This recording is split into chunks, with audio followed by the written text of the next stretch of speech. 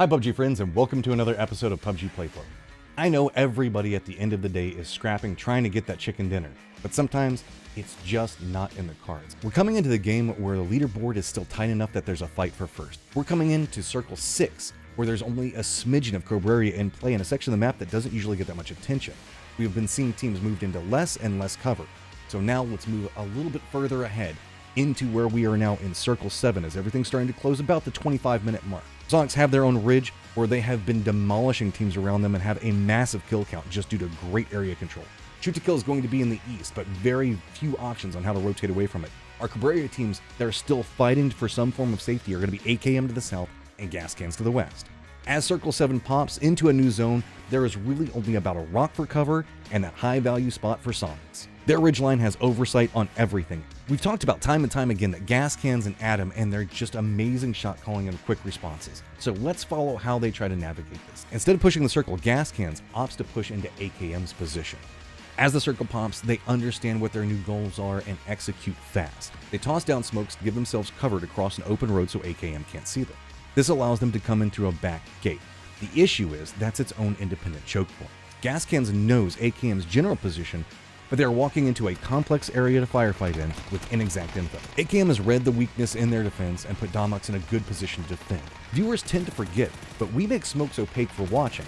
This is actually what they're seeing moving into this and how hard it is to actually see what's going on around you. AKM Domox is on a building looking down into the courtyard. He does reveal himself, tossing a few mollies into the gas cans. As gas cans come through that choke point, this is where Domox realizes his opportunity. But the issue is how fast gas cans continue to respond. As the throwables come out, Gascan splits and dodges all of them. AKM only have 2 members set up in this very smart defense.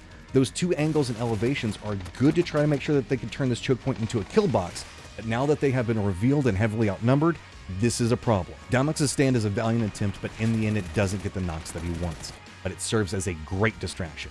Gascans moved to shoot Domox, and so AliRV shifted to have vision on the next choke point. Spots Gascans and gets a knock onto Waikikamuka. Gascans just responds too fast though. Nikos instantly picks up Waikikamuka to carry him into a safe res spot. Greg Shot counter moves around to make sure he's providing cover for the res. Adam holds down his position to deny AliRV the chance to assault, both of them exchanging fire. Greg then unloads nades to stop AliRV from being able to push when Adam needs to med after taking a few hits. AKM tries one more trick and Ali moves in top of some boxes hoping to get some knocks, but yet again, coordinated pushes coming out from Gascans together negates his attempt. So, while all of this has been going on, what's been happening with Sonics and STK? Nothing, really. They've been kind of playing footsie with each other, as only Luke did manage to get close enough to Sonics and the other members couldn't move. Sonic's firing lines are just too strong. He does get a knock, but it's not going to be enough. Circle 8 pops and yet again favors the Sonics. Oddly enough, what does happen with Luke 12 gives a chance for Gas to get members into a safer environment. By doing so, Luke has managed to get 1 member down and Sonics has to move 2 members to support. They don't know how many members of Shoot to Kill are in this position at the time, so 2 members of Sonics are looking at Luke's direction, expecting the potential of more Shoot to Kill members, leaving Mime just to look at Gascans, and they exploit that, finding a new way to move in the circle.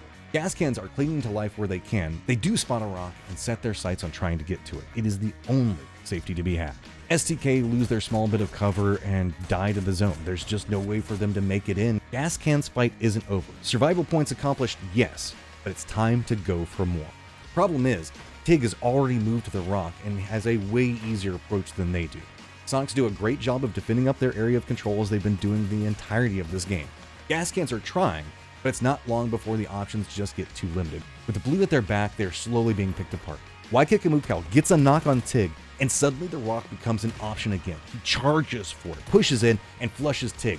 1 more point. Knocks Shrimsy. H1 has read this and knows exactly how Waikikamuka is going to move. As Cal circles, going for that other flush, H1 gets vision, takes out Cal, and Sonics get the victory. Sonics get an insane 19-kill win for 29 points. This is the game that seals their PCS 6 victory. Gascans fought hard to get 12 points, which doesn't seem like much compared to Sonic's 29 points. At the end of the day, they end up 3rd overall with 3-point lead over E United. Congrats to Gascans, Yoho, as well as E United, and of course Sonics, who put up a phenomenal run through that series. PCS 6 Americas is done, but there is still plenty of PCS action that's happening in multiple regions and throughout the year. Also, don't forget, we got PNC that's coming up. PUBG Nations Cup, you know, is going to provide some amazing plays. So until then, I'll see you guys on the battleground.